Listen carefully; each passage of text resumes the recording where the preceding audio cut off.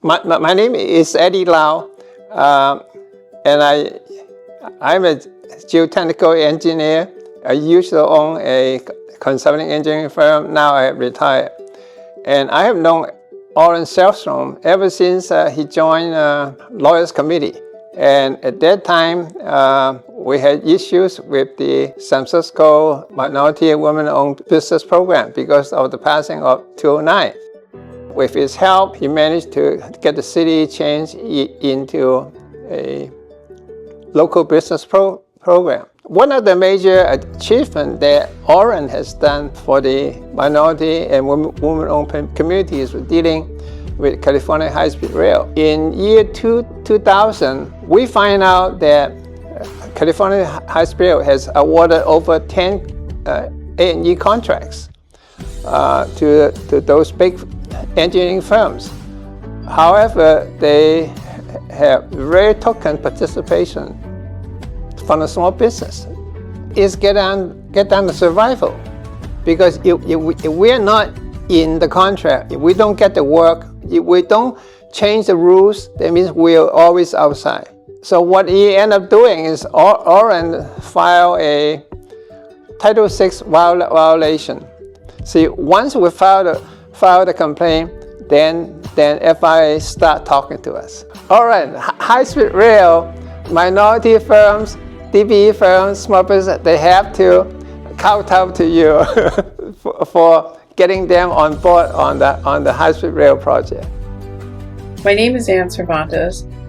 I'm an architect, and not a typical architect. I'm also an activist for equity issues in the city. With the guidance of people like Eva Patterson and Mata Rosales, we were able to provide it, and then along later came Oren Sellstrom, which I remember being in the courts when he fought the AGC versus the Caltrans. People like Oren Sellstrom really provided hope and gave us direction on how to resolve problems with equity issues in contracting. Here we would say thank you. Thank you for your work, for the fights that he did for equity issues. He thought a lot. He's a pontificator, similar to what Oren is. He's a pontificator too, to think of creative solutions. Without people like Oren, we would have made it through and have been able to set up generational wealth. Congratulations, Oren Sellstrom, on receiving the Harold E. Lifetime Achievement Award. Thank you so much, Asian Inc., for this wonderful award. You know, I first started working with Asian Inc. back when I was just out of law school, and I became the legal counsel for the Coalition for Economic Equity, an umbrella organization that Asian Inc. helped found to promote equal opportunity for minority and women-owned business enterprises. I was able to serve in that role for nearly 20 years while we fought together, whether it was in the courtroom or pressing for stronger legislation at City Hall. There's so much left to be done on that front, but I am very proud of all that we were able to accomplish together. It's particularly humbling to me to be receiving this award named after Harold Yee, because Harold was a true mentor and teacher of mine. I think all of us have memories of Harold in his passionate mode, where he'd be pounding his fist on the table or shaking a finger in order to make a point.